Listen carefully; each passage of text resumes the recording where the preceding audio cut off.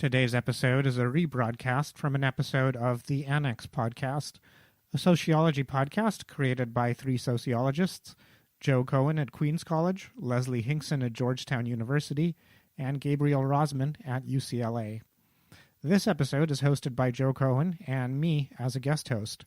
It features sociologist Arthur Sakamoto, who's a popular guest on Half Hour of Heterodoxy, and one of the first sociologists to join Heterodox Academy. You can listen to past episodes of The Annex at theannexpodcast.com and follow it on Twitter at Sociannex.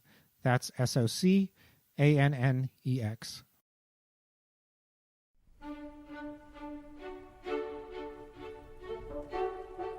This is The Annex, a sociology podcast. I'm Joseph Cohen from the City University of New York, Queens College. Today, we interview Arthur Sakamoto from Texas A&M about Asian Americans and education. We have a special guest host, Chris C. Martin from Georgia Tech. Our discussion was recorded on Tuesday, April 16th, 2019.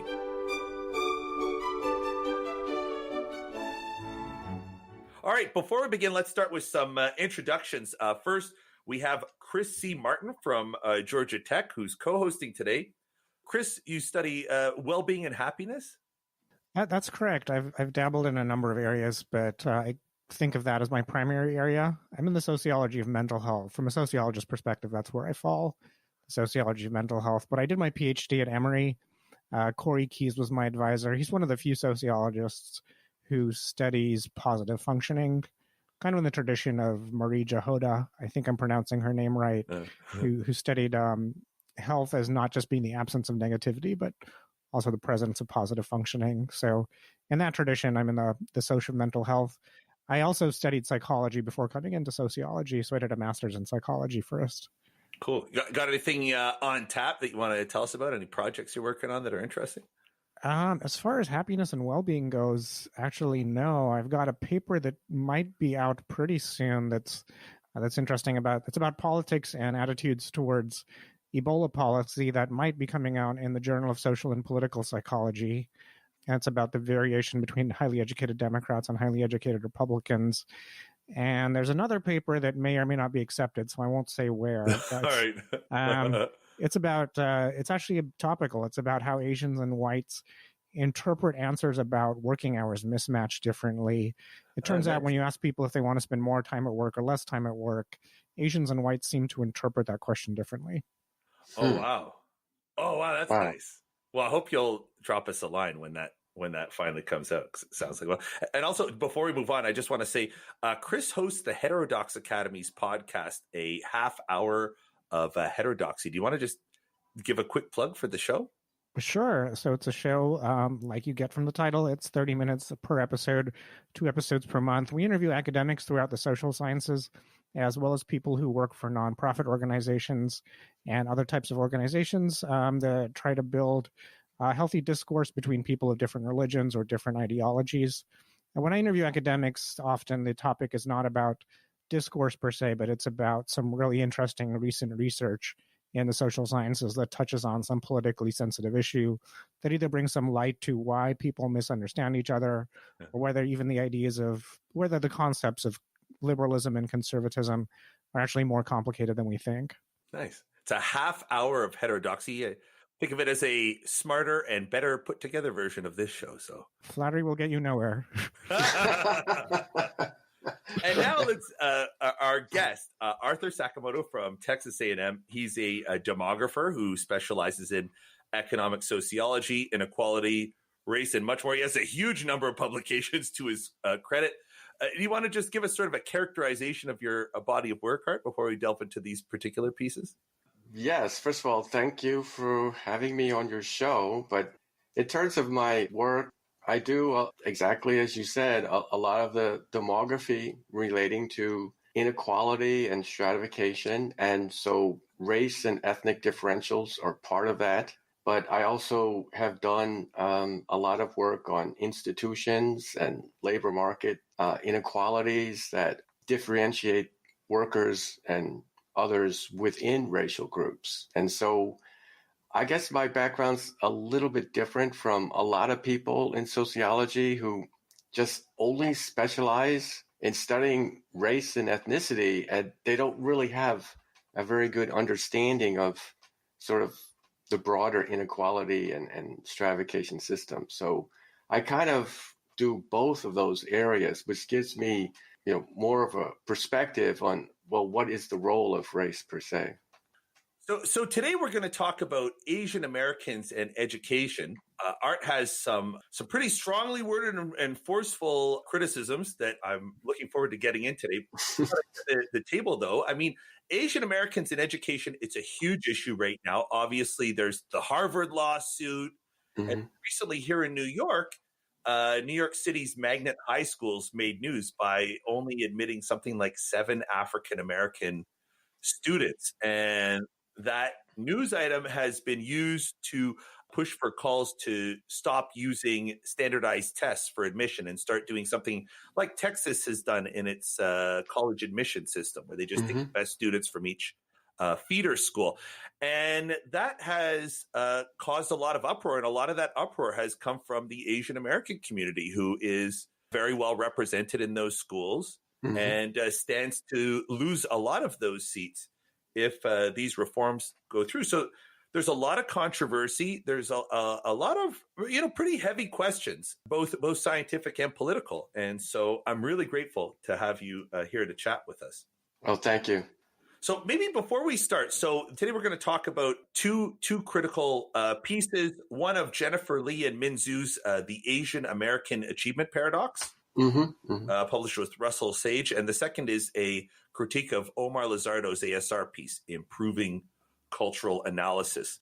Now, most of our readers don't have any background, in these subfields. So maybe can we start with Lee and Zhu's book? Can you maybe start us off by giving us a sympathetic rendering of what they argue in the book, The Asian American Achievement Paradox?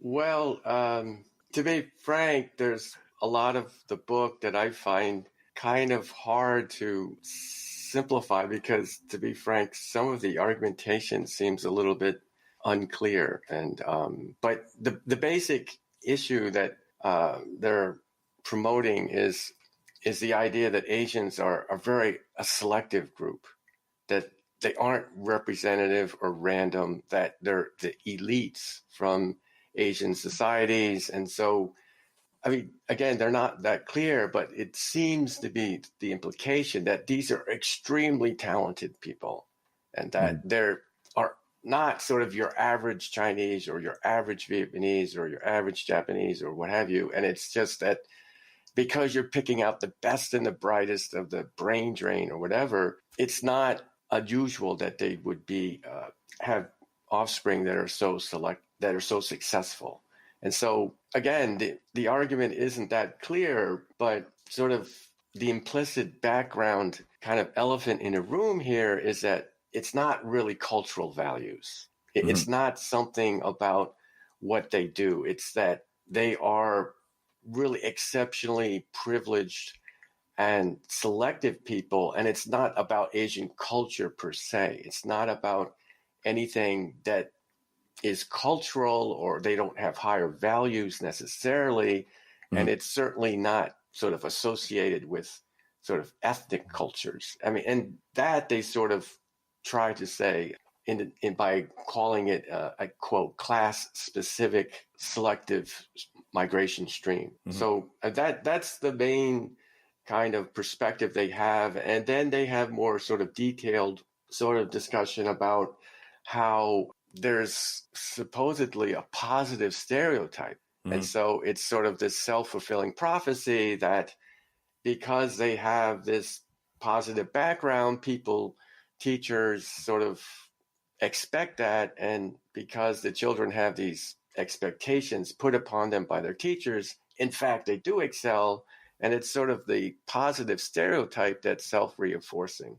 The third component that they talk about was in Asian societies, examinations are very important and omnipresent and very tough. And so it's very common in East Asian societies, and I think Chris can tell us, I think in many South Asian societies in India as well, that they go to cram schools. There's an entire industry to help you study for exams. And so when the Asians come here, the argument is that they bring this sort of background industry with them. And so there's these like studying services and sort of companies and resources online that students make use of. And so that gives them another sort of, as they say, ethnic capital that helps to promote that other groups supposedly lack. I don't recall if it was in that book or her follow-up papers, but I think Jennifer Lee also tends to draw attention towards the heterogeneity of Asian Americans. I've not read the entire book. I've read some of her papers, so I don't know how much of the book she devotes to that. And it's the idea that because every Asian country is a little different from every other country, and the United States gets immigrants from more or less every Asian country, but a spread of about 8 to 10, all of which are quite different from each other. For example, Vietnam is quite different from India. It's really misleading to look at medians when you're talking about Asian Americans overall, or just measures of central tendency. Mm-hmm. Wait, just a clarification question. When we're saying Asian, do we mean East Asian? Are South Asians included in that? Are we talking about are Indians, Pakistanis included in this, or are we talking about Korea, Japan, Southeast Asia? Well, in general, in the U.S. context, Asian includes both East Asia, Southeast Asia, and South Asia. Okay. And if you look at the history of Asians, the commonality stems from being non-white and non-black, right, which sort of influenced the evolution of citizenship laws. And so the fact that India and East Asia were both non-white and non-black, essentially the laws at the time said anything, basically through the Supreme Court decisions of the early 20th century, anything east of Pakistan was considered Asia. Okay. And so because of this legal history, they get grouped together. So wait, just so I understand the basic thrust of Lee and Zhu's book. So there's an observed difference between the academic performance or achievement levels of Asians versus other non-white minorities. And the argument that they are advancing is one that is against the culture of poverty argument and says, no, the Asians that we have here are doing well because we've skimmed off the top of other societies. And those elites, even though they might have come here economically poor, they are elites and they have sort of cultural capital and they have existing institutions that sort of vault them into the, the middle class, the upper middle class, the performance level of whites. And so it's like a structural argument that is explaining Asian achievement. Is that the basic thrust, sort of? Yes, that's exactly right. And the way you described it, interpreted is quite appropriate because, again, the elephant in the room here is that we don't want to attribute anything to culture. Right. That it's just, quote, resources in the abstract. Right. And so it's all sort of structured in those terms of denying a cultural component. Right. And you're critical of that approach. Yes, I am critical of that approach. But, first of all, let me say that, I work and view myself as a social scientist. So let me say, first of all, I don't have all the answers. I don't really know exactly what's going on with South Asian groups because we haven't studied them. I hope we study them more. But, if we, go back to some of the classic works in sociology, Robert Merton wrote a famous article on the bearing of empirical research for sociological theory. You have to engage inconvenient facts. You have to look for the variance on the independent variable to improve your theories. Your theories start out being simplistic. And so through further research, we refine and complicate and make our theories more explanatory and being able to explain more of the variance. So I'm strictly a social scientist, and I welcome being shown wrong later on.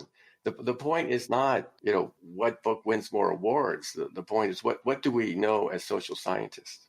I agree. I mean, we definitely don't have all the answers. There is some research in social psychology showing some similarity, some reasonable level of similarity between South Asians and East Asians. Again, that's an area that needs much more research, and I think there are some particular differences too. But when it comes to academic achievement, I think you can kind of see. I guess I should mention for those of your viewers who don't know this about me, I'm Indian. I migrated to the United States from India. I have a very Western name because of my Catholic parents. Across India, China, and Japan, there's definitely an emphasis on doing very, very well in school. I'm speaking just about India from personal experience. The ideology as I saw it when I was growing up was that good jobs are scarce and 80% of the people live in poverty. I was growing up in the 80s. So the way to get out of poverty is to get a degree in a field like engineering or medicine that provides you with a lot of security. Now, some people also draw a connection to Hinduism and the idea of Hinduism being a more scholastic religion. And I don't know, I can't speak to that. I'm not an expert on that side of it. But the way I saw it was a matter of poverty and not going back into poverty. Most people can trace their grandparents to a small village where people live in very low income. So it's a very real threat. It's kind of like Depression era America and that mentality. Is the argument, the Li and Zhu argument, that Asians are skimmed off of the old world and brought here, does that resonate as true for you, that the Indian population in America is a higher status Indian immigration? So that part does ring true to me. I think it depends on where you draw the line between what do you mean by the top when you say skimming the top? It's not really what I would just call the wealthiest class of people. You do get a large number of people from the middle class as well. You do tend, at least from India, you do tend to not get that many people from the working class, and I don't know the stats. It's easier to get an H-1B visa and a green card if you're at least in the middle class. Yeah. Well, I just think, in general, migration streams are selective in general, and they always have been. There's push and pull factors. But the hyperselectivity argument is a term they use, hyperselectivity. And again, we need, as Chris says, more research on this. Maybe it does apply more to certain groups than others, and Indians may be one of those groups. But I mentioned how their book is a little bit vague on a lot of issues. I mean, at first they're talking about heterogeneity and all the groups are different, and yet they make some pretty strong generalizations about Asians at the same time, despite being heterogeneous. And the issue that one of the book really front and center are Vietnamese, and the majority of Vietnamese were not selective at all. They came as refugees, and the majority of Vietnamese came during the 80s, the so-called boat people. It continued until that program, orderly departure program, continued in 1997. It started tapering at 1992, but these are guys that had no more education than 8 or 9 years. And as they show in their book, and others have shown, including myself, the second generation Vietnamese, despite being the children of refugees, outperform whites in terms of how far they get in school. Now, let me emphasize again, I'm a social scientist. I am not making any value judgments. Right. And getting back to what Chris is saying or working on, it doesn't mean Asians are happier. It doesn't mean they're better off. It doesn't mean necessarily that that's a good thing. I'm just saying from a social science point of view, it is a statistical fact that Vietnamese Americans, the ones that are raised in the U.S., are more likely to go to college than whites. And why is that? It is probably partly cultural. It isn't just that they're hyper-selective. Now, if you look at the Vietnamese that came in 1975 at the fall of Saigon, and we all remember the photograph of the helicopter at the top of the U.S. Embassy, that group did have higher SES. Those were the ones that were more Catholic. They spoke English. They had white-collar jobs. They worked for the U.S. government. They had slightly higher SES especially by Vietnamese standards.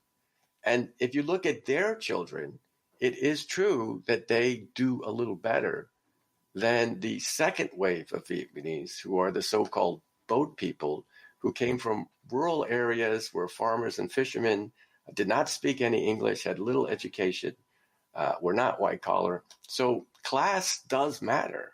And it does matter in Vietnam. It does matter in China and India and everywhere else. So I'm not saying that there isn't some selectivity there or that class doesn't matter, but most studies of socioeconomic background of Asian Americans, not just recently, but if you go back to the 1920s, if you go back to the 1930s, the 1910s, I mean, my grandfather was a farmer, and that generation of Japanese Americans, most of their parents were farmers or fishermen, and they had extraordinary high levels of education, and same for the Chinese. So this didn't just start 10 or 20 years ago or with this or that book. It's been going on for a century that Asian Americans have higher levels of educational attainment relative to the SES of their parents. That's not sort of a new finding, and the Vietnamese fit that perfectly. So, there is a cultural component here, and we're not going to figure that out if we just keep denying it. So are you saying that the big problem with this skimming hypothesis is that even when low SES Asians come here, they ultimately become high educational attainers?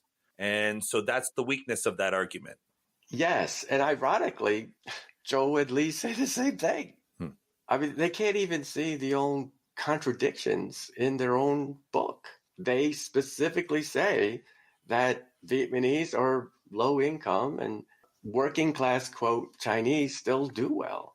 And so I'm just mind boggled that they're making a class argument when they contradict themselves on the next page. It just, I guess what they're saying is that, they are still high level by the standards of their country, which is so low. And they have some statistics on this. And by the way, their statistics are very misleading. They don't break down by cohort, and these are rapidly developing societies. And so, if you're 80 or 90 years old in China, there are no schools to go to. Whereas for young people today, the Chinese educational system is expanding left and right. So you can't measure selectivity by comparing people who are 20 years old with people who are 85 years old.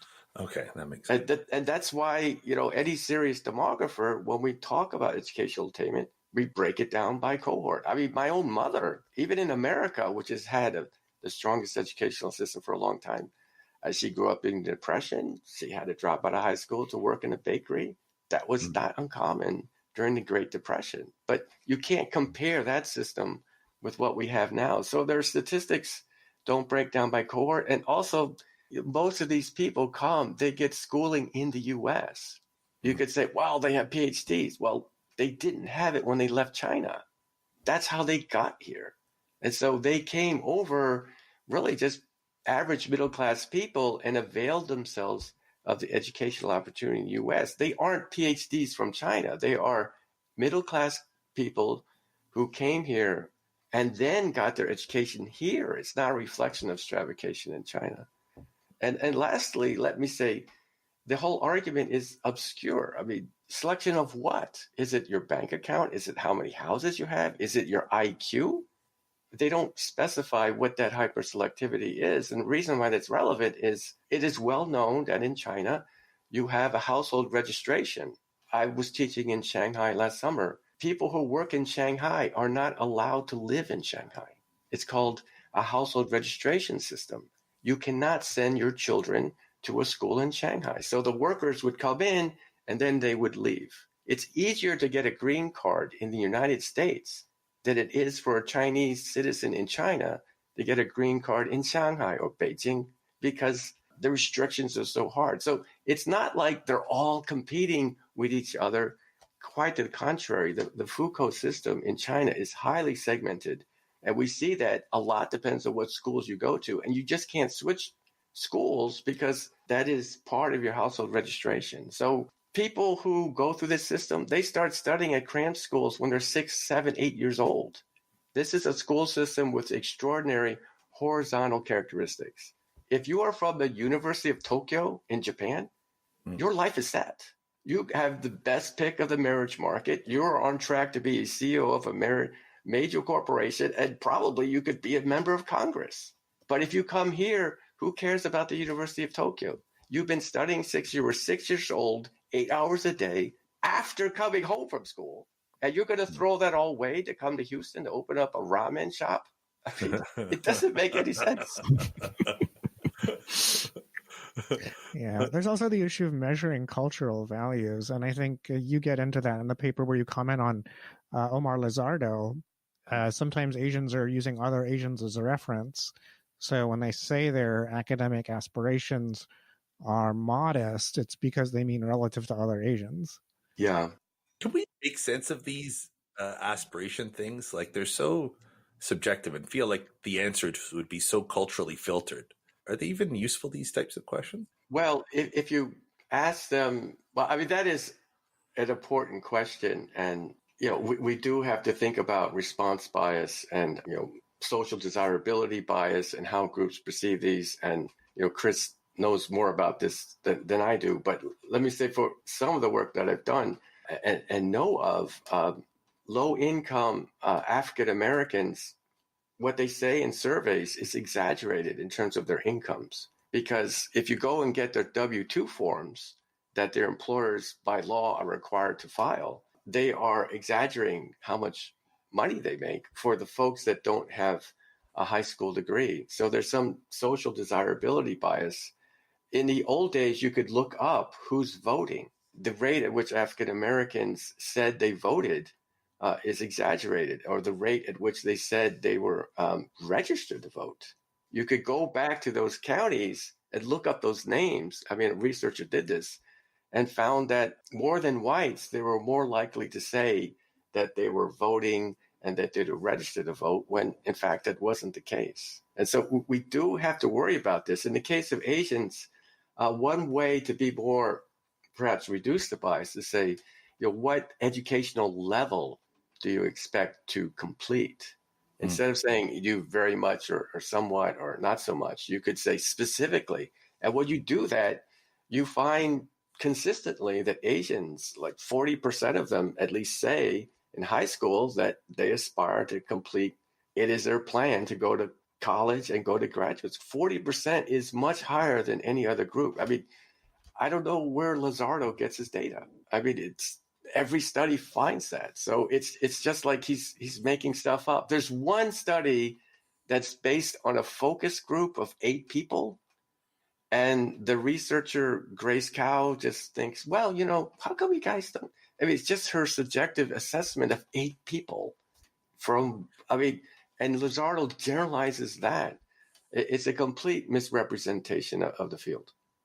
So what's the basic thrust of Lizardo's argument? I'm not sort of a very cultural argument for my personal taste. I'm more of a structural guy, so sometimes it's hard for me to get my head around. What's the basic thrust of what Lizardo's arguing in ASR? Well, I wish he could write more clearly, but it seems to be, the impression is that Asians are like a bunch of little programmed little machines. So they're like little bees, and they're just doing this instinctively. And they don't really understand or value anything. They're just programmed to keep, like the Energizer Bunny or something. We're just like, well, actually, education takes place over a number of years. We see that education progression depends on your prior skills. It takes huge amount of time and effort. The opportunity costs for young people are huge. I mean, who wouldn't rather be out playing ball or being at a party or doing computer games or watching Netflix? I mean, the entertainment is endless that young people have these days. So there's a huge opportunity cost for engaging in long-term studying.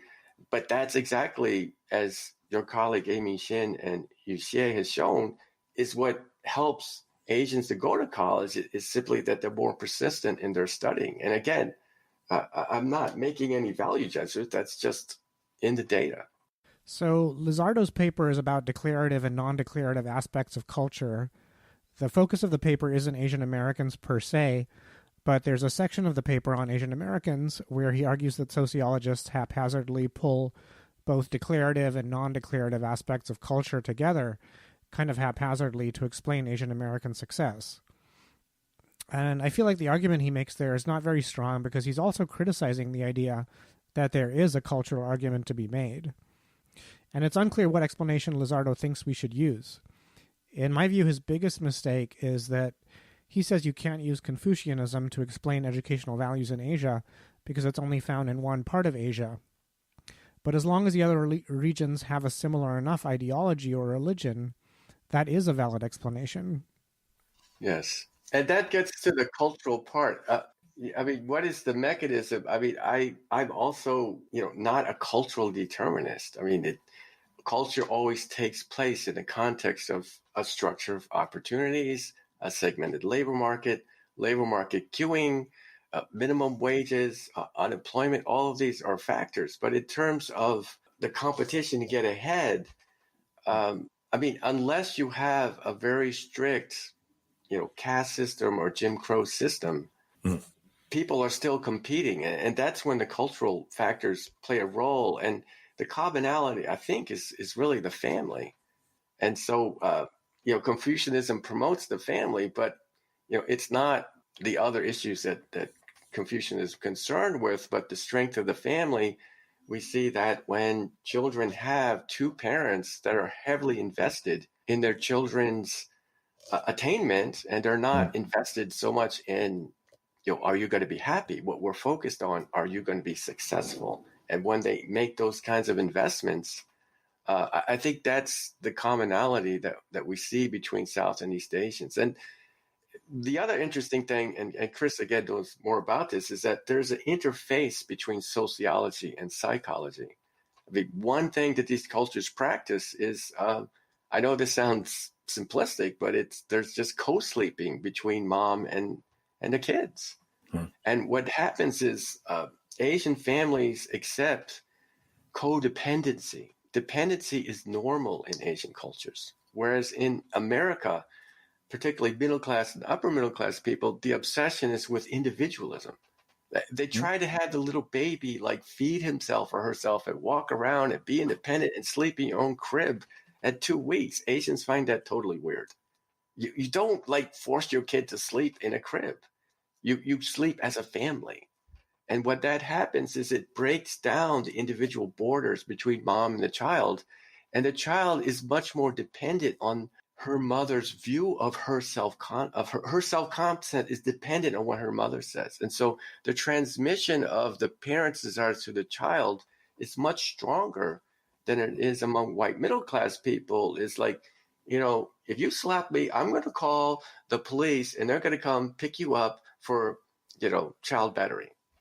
In an Asian family, it's you naturally obey your parents more because that's how you're socialized, that your view of yourself, the love that you get from your parents is more conditional. And again, I'm not saying that's good, but I am saying that, you can find a lot of people in East Asia that have, you would say mental issues of a sort because their parents did not really accept them completely. That's less common among Americans. We all just want to be our true selves. Let me push to spell out sort of this alternative view that I read as being in your critique. So my impression is that the basic thrust of your argument is that there's a thing that's like an Asian culture or an Asian American. First of all, is this an Asian culture thing or is it an Asian American culture thing? Is it brought from the old world or is it something that develops here with peer groups? Because I'm getting the sense that you're conceptualizing a culture that is passed on through family ties, that has its origins in the old world and was brought here. And we're talking about a family values type of culture. Yes. But that's exactly right. But it's still American. And that's the beauty of it. Speaking as an Asian American, it isn't just American. It isn't just Asian. It's Asian American. And it's the values of Asia transplanted to the American context where there is more opportunity of educational attainment. Because we don't just use a battery of test scores, that there's a variety of institutions that people can attain. So it's when you take Asian values centered around the family and transplant them to the American context that you get this high rate of attainment. If you go back to Korea or India or China, or what have you, there's less opportunity in the sense that there's only so much you can do to improve your test scores. And now you go to the cram schools, day and night. But in an American context, just having a high GPA. I mean, what are they doing in New York? It'll just be your GPA relative to your school. And you know what you'll find, and what we saw here in Texas, is that when you base admissions on according to GPA or school rank, a lot of Asian parents will move their kids to less competitive schools to ensure that they're in the top X percent. I mean, I saw that a lot in Texas because their kid wasn't quite in the top 10%. So they moved to a different school where it wasn't as competitive, and then they got into the top 10%. So by actually, I think dumbing down is too negative a term. By going to a less competitive school, they actually got into the University of Texas, which is, the highest rated school in Texas. Yeah, and it is striking when you travel to Asia, not having lived there before. So my situation was a bit unusual. My father worked in Saudi Arabia when I was born, so I spent the first 10 years of my life there. And it was expat society, but I went to an American school. So the schooling was very individualistic. And then I moved to India when I was 10, not having any experience with the schooling system there. And I just remember talking to classmates and them saying things like, I want to be an engineer when I grow up because that's what my parents want, and it's my obligation to do what my parents want. And coming from an American school, I thought it was very confusing that people were not choosing careers on the basis of personal interest. And it took me a while to just get used to that as normal. And that may be changing now, but certainly during the 1980s and 1990s and 2000s, there was a sense in Asia that if your parents want you to have a particular highly competitive career, you had an obligation to do that for them. So let me ask you guys, I understand the basic argument is that there is something in Asian culture, and maybe this idea of people changing schools or honoring their parents' wishes is part of whatever cultural, set of values or scripts or whatever that promote achievement. What else is in that Asian culture thing? Whatever that is, what's going on in there that promotes education that other cultures aren't doing? So if you have, let's say you have an Asian person and a Latinx person and a Black family, and they live next to each other, they work in the same place. Statistically, I guess the argument is the Asians would be doing something that the other groups wouldn't be doing. What is it? Or is that a fair framing of the question? Or well, I think that's fair. So I think this ties into an early question you asked, which is, what do you think about these survey questions about aspirations to begin with? Mm-hmm. And I've often thought it would be really interesting to have survey questions that either ask parents or children about consequences for bad grades. Because I think even though families of all races aspire for to have aspirations to do well or have aspirations for their children to do well, Asian parents are probably the only group that punish their children quite severely, even for getting moderate grades or moderately good grades as opposed to exceptional grades. And I know that from personal experience, and that you see this trope everywhere. You do see it in some research too, in terms of things parents tell their children. You see with interviews with Asian Americans. So in terms of punitive repercussions, I think that's what you see in Asian families that you tend to not see as much in other families. Now, is that well established, or it's like what possibility? I'd say it's more of a possibility. I could point to some papers, but yeah, it's not. There isn't a huge literature on that. All right. Yeah, and that I agree with Chris completely. And it's kind of like we're afraid to study the D word. The D word. The D word is discipline. For Asian cultures, discipline is not a bad word. You discipline people. You get out of line, you discipline them. You may throw some rice down on a mat, and you have to kneel on the rice. And so the rice is sticking on your knees because you didn't study enough. Again, I'm not making value judgments. I'm telling you why people study more. It's because of discipline. You may name your children. You have names. Junko, Junsuke. The first character means orderliness and discipline. And Chinese have the same kinds of names. Americans don't like discipline. It's supposed to be you want to be, engrossed in your studies and you work because you love it. But to do well in the SAT, you have to be disciplined. So part of discipline is having strong ties with parents. And Asians have lower divorce rates, and they're more likely to have two biological family members. We know that stepfathers don't invest in children on average as much as biological fathers. And so when you have two parents, you just have more economies of scale, you have more resources, and Asian parents, they save more money for their children's college. They also save a higher proportion of their income for their children's college because, again, what is Asian about it? The parents' utility function, if you want to use that term, their happiness is a function of how well their kids do. And again, for Americans, that's called, codependence. But for Asian cultures, it is the case that you will reduce your consumption in order to enhance the consumption of your children. And the children see that. And that's why they feel obligated, because they see all the sacrifices their parents make for them. And they would feel bad if they didn't recognize that love that their parents are giving them through that underconsumption. And they will tell you that. And they will say, when you were a kid, who woke up at 3 o'clock morning to change your diapers? It was me. And then I went up and they will tell you those things. In fact, they're experts at making you feel guilty because that part of the motivation. And again, the Confucian aspect is that there is the power of the will. If you discipline yourself, you too can learn to play a Beethoven piano sonata. It takes discipline, but you're not going to get there first, but you work on that. And that is ingrained in Confucian cultures.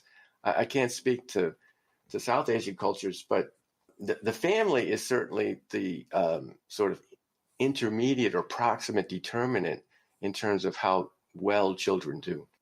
Yeah. As far as discipline goes, yeah, I agree with what Art said. It was the same thing I was trying to bring up, which is that you do get punished for getting bad grades quite severely in India and China and Japan. I honestly don't know that much about Southeast Asia. I mean, Art, you might know more about Southeast Asia, but I know in at least those three countries, it is you're kind of bringing shame upon yourself, and you're failing your duty toward your family if you're bringing home B's or C's. So let me move to sort of the areas of pushback on this view that I think some listeners will have. And the first one would be, isn't this argument just the culture of poverty in reverse? Like, whereas we're not saying that a group is performing poorly because they have some type of cultural traits that lend themselves to economic failure, educational failure. We're holding up another group and saying they are succeeding because they have cultural proclivities that dispose them to do well. But isn't that just, isn't the implication then if one group is doing well because it has some type of proclivity towards encouraging education or disciplining their children, are we saying that the others don't? Like, is this just a different type of cultural of poverty argument? And if it is that a problem in your view? I would say yes, it is that sort of argument, that some values in a certain culture are more conducive to good consequences in terms of your outcomes in the socioeconomic spectrum. There is a trade-off, so it's not that good in terms of mental health sometimes. So it's not really, I wouldn't really use broad terms like functional values. So I don't think culture of poverty arguments per se are necessarily right or wrong. I think if you take a particular argument and you look for evidence, if people have evidence to back up one particular culture of poverty type argument, I think you should take that argument seriously.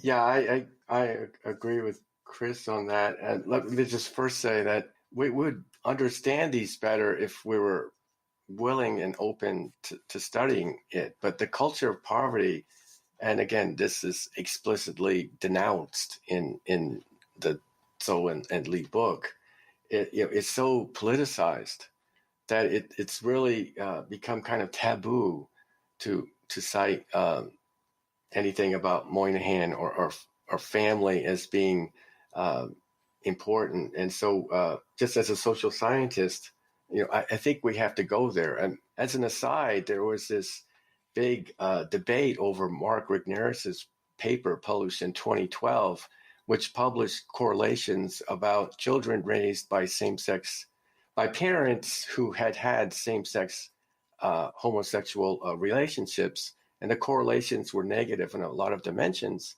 And he got really, I think, viciously attacked. He was audited for scientific dishonesty. But the point is, everyone said, well, but that's not the same-sex homosexual dimension. It's that the parents did not have stable relationships, or that the family wasn't stable, and children need stability. It's interesting that when people talk about same-sex parenting, the family stability is front and center. But when you talk about African Americans who have also negative correlations, no one mentions the stability. It's as if the stability was so important for that group and all of a sudden it's disappeared. So I think there is something there. But let me just say that we don't want to have the mistaken impression that there isn't inequality. Inequality is increasing, and not everyone can get into the top jobs. And so there's always going to be the people at the bottom, and they have to adapt to that system. So there is a structure to the labor market. So I think the culture of poverty was too simplistic in the sense that they thought that if you just aggregate up individuals, then that's the distribution of outcomes. And so that's the conundrum or the complexity, is to what extent is the culture a function of the structure? Is it an adaptation? So I guess I'm saying there's partly this and partly that. I mean, the structure does matter, but you can never get rid of culture. Human beings ultimately are cultural. But here's my issue with it. I want to give my a personal pushback, is that when we talk about culture at very high levels of aggregation, and we do so in a broad sense, then it almost, to a culture argument, can almost function as a residual category, where we just say there's an Asian effect, ergo culture, without specifying the specific mechanisms. Because if the mechanism is family dissolution, then it's not about culture, it's specifically about family dissolution, right? Or if the argument is about discipline, well, then it's really specifically about discipline. And my impression, especially at Queens College, is that there are non-Asian cultures that seem to, non-Asian, non-white minorities that also seem to exhibit levels of academic or educational success, and maybe some of the traits that you say are Asian, like Jews also do well. There's an argument, maybe Jews can hide as whites or whatever. Trinidadians, Cubans. There are other ethnic groups that have these types of, they do well. Nigerians. Compared to other Nigerians. I didn't even know that. Yeah. And so it feels to me that rather than a more productive way of advancing, rather than saying, well, that's Jewish culture and the Nigerians have their culture, using culture in that way is almost like a residual catch-all, where maybe the problem is that we have to go down to the mechanisms and identify them. It's more, it's just a way of theorizing that would render more precision, more testability, I feel. Ultimately, I agree with you completely. And as a social scientist, we should be concerned with making generalizations that can't be tested. So I would agree. Right. Discipline, child-rearing patterns. Do you have rules for punishment for not studying? Marital stability, how much money has been saved, what do the parents say they aspire for their children. But when you do those kinds of variables, and some people have done, you find that Asians have more of those things. And so ultimately, why do they have more of those things? There is a cultural background, but you're right. The proximate determinants are what we should be focusing on immediately to figure out sort of what the middle level model is. And Art, you have a recent paper about Nigerian Americans.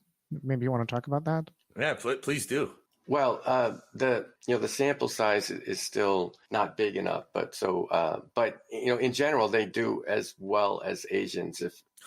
Yeah, Nigerian. This is the second generation. These are people who grew up in the U.S. Nigerian American women, the second generation, are more likely to go to college than Asian American women. The difference between Asians and Nigerians is not statistically significant, but just descriptively, they're a little bit higher, and so they do have higher levels of attainment than Asians. And we're talking about culture, but these are not mutually exclusive factors. It also matters on income. Money matters, and so there could be a selectivity to some of these immigration streams. In the case of Nigerians, I cannot imagine they ever had much money, but they are very highly educated, the ones that come here. And so the selectivity is a matter, but the fact that Nigerians are doing so well has really been sort of overlooked by people working on race and ethnicity because the emphasis there is on African Americans being disadvantaged. And so when you see a group like that, maybe Trinidadians are another group that they do well. I mean, you never really see this studied much. So that's another project I've been working on.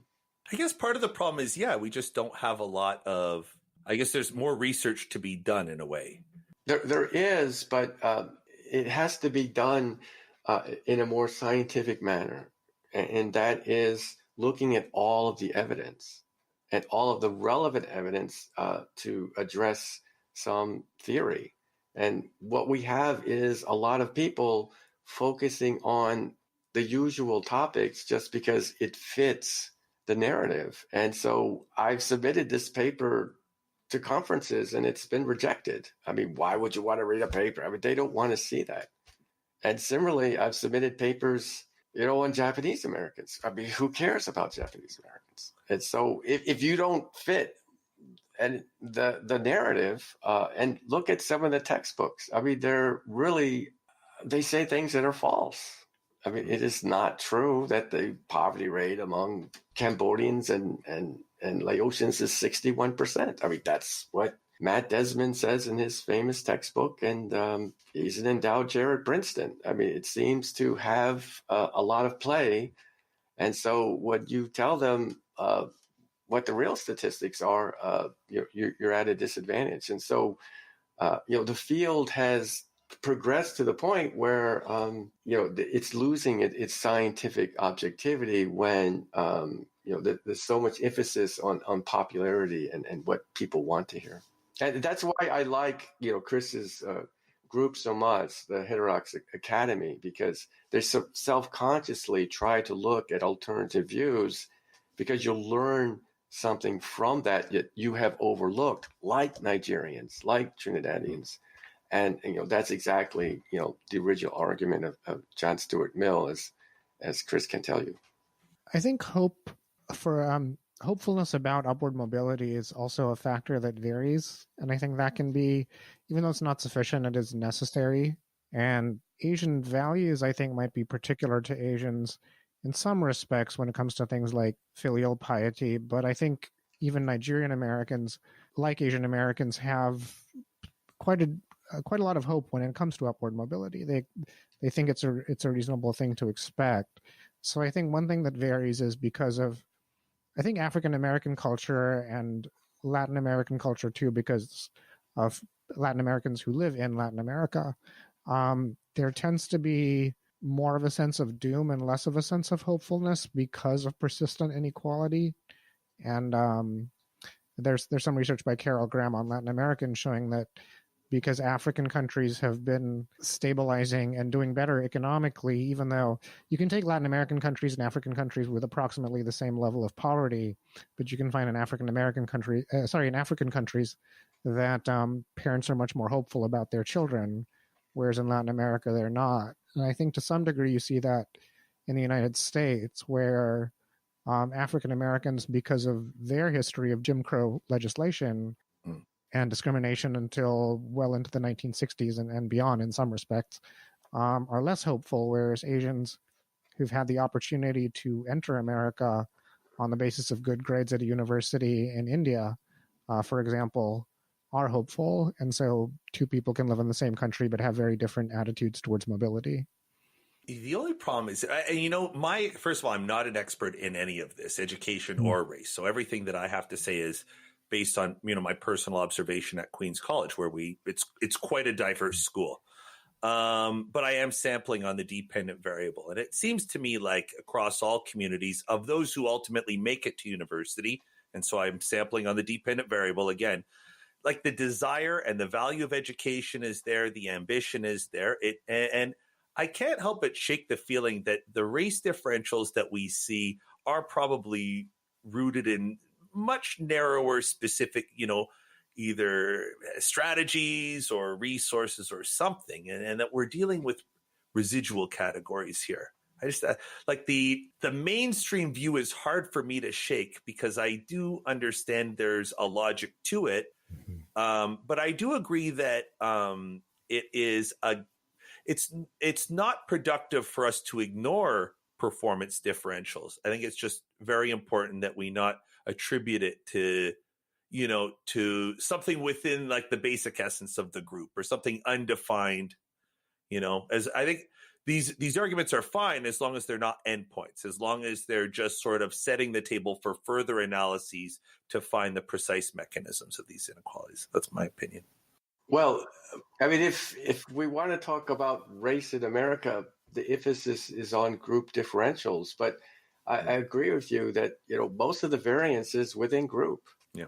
Most of the variance and most outcomes is within group. And I started out in my career studying that within group variance. But again, discussions of race in America are statistical averages. And so even though it doesn't explain much variance, if people want to talk about them, we at least have to do it seriously. And the other point is that what your comment suggests is that, culture changes too. It's not just the unemployment rate, minimum wage. And, Asians are becoming, quote, more westernized and Americanized. And filial piety is not what it was. The famous, movie in Japan from the 1950s decrying the end of filial piety, the Tokyo Story by Ozu. Was it?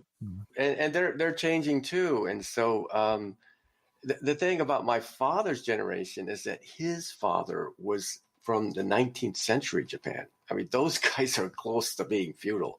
And so the culture part is changing all the time. We say Nigerian, but they're really, Igbo and Yoruba tribes, plus other tribes, Muslim and Christian groups in Nigeria can have very different outcomes, and the ones that come here may be from one tribe or the other. And so, what Chris was talking about, there still is some cultural background to the proximate determinants that you're saying that you want to emphasize. And I agree with you that. I guess I agree that there's room for both. And you might also want to talk about the grad students you've had. There's a selection effect here where literature on Asian Americans that doesn't fit conventional narratives doesn't get published, and you can't do very well. So, but Art, you have more experience with that. Do you want to talk about that? The literature has become very biased, so much so that if you pick up the latest issue, Ethnic and Racial Studies, Jennifer Lee has an analysis that is completely cooked up, purporting to show that Asians face systematic racial discrimination in occupational attainment, which she calls the bamboo ceiling. And she's talked about it in the LA Times and Inside Education and a bunch of other outlets. And, it's the weirdest paper I've ever seen. I've never seen a published paper where they cannot interpret a multiple regression coefficient correctly. They don't know the difference between a bivariate analysis and a multivariate analysis. It's absurd to me that this piece could get published because it's just completely wrong. And I've contacted them and asked them about it via Twitter. And of course, they don't respond to me. But you've also had graduate students have difficulty getting jobs with their focus on Asian Americans. Difficulty getting jobs. And the ones that do sort of strategically stop studying Asians, or at least stop studying them in a way that's informative. It's kind of the irony of Asian American studies programs. A lot of folks study Mexicans. I mean, call me old-fashioned, but I would think that an Asian American Studies program would study Asian Americans. I spent years developing an Asian American Studies program at the University of Texas because we didn't have one. And now a lot of them, like, they'll do like 2 or 3 papers on Asians, and they'll say the model minority myth, and then they'll start studying things that are more popular. So you have all these people, Asian Americans, that don't study Asian Americans. I'm like, go figure. Yeah, although it's hard to get anybody a job, really.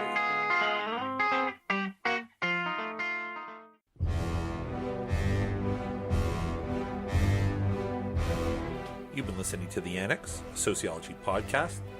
Special thank you to Arthur Sakamoto of Texas A&M and Chris Martin of Georgia Tech. We're on the web, sociocast.org/annex, on Twitter @sociannex, and on Facebook, The Annex Sociology Podcast. Our producer is Liseth Moreno. I'm Joe Cohen. Thanks for listening.